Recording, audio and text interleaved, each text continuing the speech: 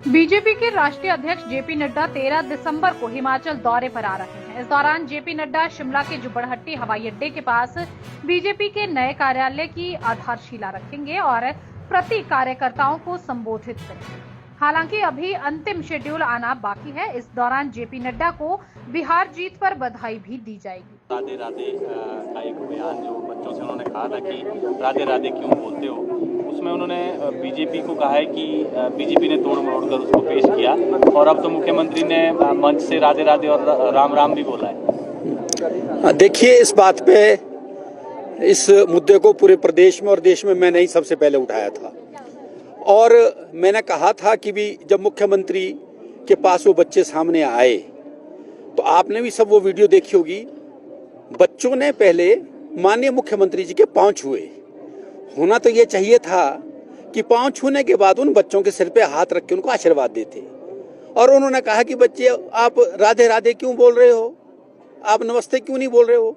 हमारी पहाड़ी संस्कृति में तो पांव छूना नमस्ते है और उसके बाद उन्हें राधे राधे मुंह से बोला, उसको अप्रिशिएट करते। लेकिन सनातन ने, मैं फिर से बोलना चाहता हूं, सनातन ने उनको मजबूर कर दिया कि हिमाचल की जो 97% हिंदू आबादी है उनको अगले दिन ही मंच में अपनी बोले हुए वक्तव्य से मुकर तो नहीं, लेकिन उनको क्लैरिफाई करना पड़ा जब उन्होंने मंच में कहा कि राधे राधे, जय श्री राम, वंदे मातरम। तो वो ये प्रमाणित करता है कि सनातन की जीत हुई है और उनकी सोच की हार हुई है। लेकिन मेन मुद्दा उसके पीछे मेरा मानना ये है कि जो उनकी हाईकमान है, जिनकी सोच सनातन के विरोध में है, उस हाईकमान को खुश करने के लिए शायद उन्होंने ये बयान दिया। एक धारा 118 में संशोधन की यहाँ पर सरकार बात कर रही है, किस तरह से देख रहे हैं आप इसको? हिमाचल के हित इसमें सुरक्षित हो पाएंगे अगर संशोधन होता है, क्योंकि हिमाचल के हितों के लिए ये एक्ट बनाया गया था। देखिए, दो बातें बड़ी स्पष्ट हैं। डॉक्टर परमार जी ने हिमाचल का निर्माण किया और निर्माण करने के बाद उनको चिंता थी कि पहाड़ी प्रदेश में हम सब लोग गरीब हैं, जिसमें हम सब लोग आते हैं, आप पत्रकार मित्र भी आते हैं, हम भी आते हैं। उस जमाने में तो एप्पल की इकोनॉमी भी पूरे प्रदेश में नहीं थी, फाइनेंशियली हम बहुत अमीर नहीं थे।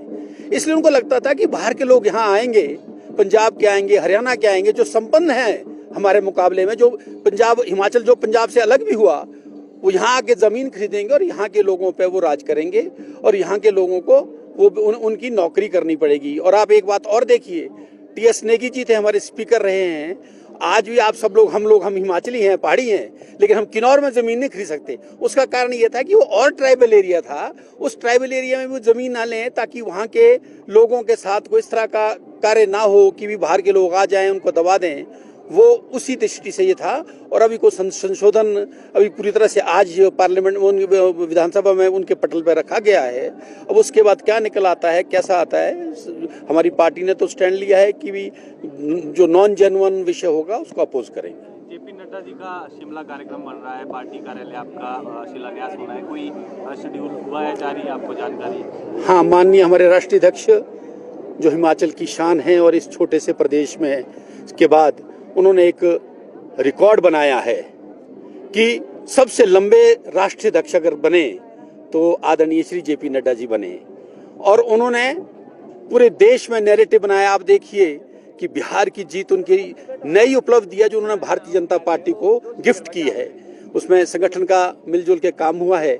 हिमाचल में भी संगठन का काम आगे बढ़े, उस दृष्टि से भारतीय जनता पार्टी प्रदेश का जो कार्यालय है वो छोटा पड़ गया है। उस दृष्टि से एक बड़ा कार्यालय यहाँ पे वो उसका फाउंडेशन होने वाला है और अभी उनका जो टेंटेटिव शेड्यूल है कंफर्म नहीं है, वो 12-13 तारीख का है और वो जब आने वाले समय में उनका टूर प्रोग्राम इशू हो जाएगा तो आपके ध्यान में बात ले आएंगे।